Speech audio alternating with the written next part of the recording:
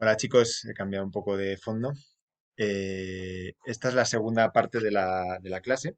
La primera hemos hablado de las monarquías, ahora vamos a hablar de las universidades. Como siempre os cuento, todos los elementos en historia suelen estar relacionados y en el siglo XIII pasan muchas cosas y muchas de estas cosas son la base de la cultura europea actual. Hemos hablado de la aparición de la burguesía y de las ciudades, ¿no? De las ciudades que son los burgos. Bueno, pues en estas ciudades y en relación a la burguesía aparecen las universidades.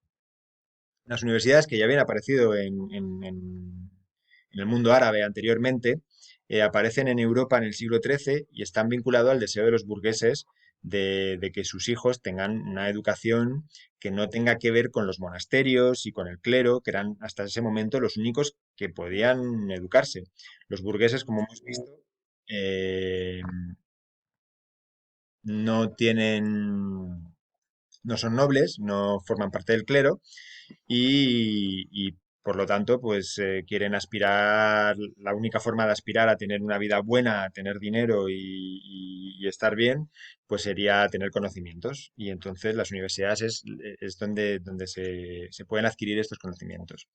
Entonces, en muchas partes de Europa, pues aparecen universidades en esta época. Esta de la imagen es la de Salamanca, que imagino que conoceréis, está bastante cerca de Madrid. Es una de las universidades más antiguas de Europa, la más antigua de España, y todavía sigue siendo una universidad. A lo mejor vosotros cuando terminéis los estudios acabéis yendo a una universidad como esta o otra similar. Esta imagen, aunque se vea pequeño, es Santo Tomás de Aquino, que es uno de los filósofos más importantes de la época. Es bastante gordo, hay que reconocerlo. Bueno, se dice, os lo cuento esto simplemente porque se dice que para la mesa donde comía se tuvo que recortar para que pudiera comer porque era tan gordo que ni siquiera llegaba al plato. Pero bueno, la importancia de este santo italiano es que desarrolla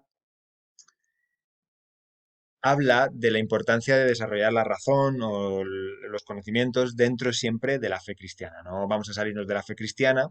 Seguimos en una sociedad medieval en el que la religión es súper importante, pero dentro de que existe ese marco, vamos a decir, de la religión, tú puedes desarrollar las ciencias, la medicina, la filosofía, la trigonometría, la gramática, estas cosas que todavía se aprenden, estáis aprendiendo vosotros, ¿no? Las matemáticas, la historia, estas cosas que son fundamentales en cualquier educación, se pueden desarrollar aparte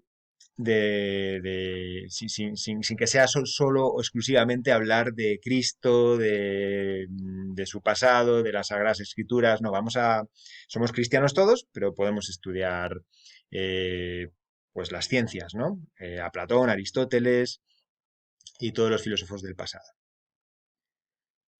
También en esta época es importante la aparición de la lengua vulgar, las lenguas que ahora son las lenguas europeas, como el castellano, que es el español ahora, o el francés, o el inglés, o el alemán, o el italiano, aparecen en esta época.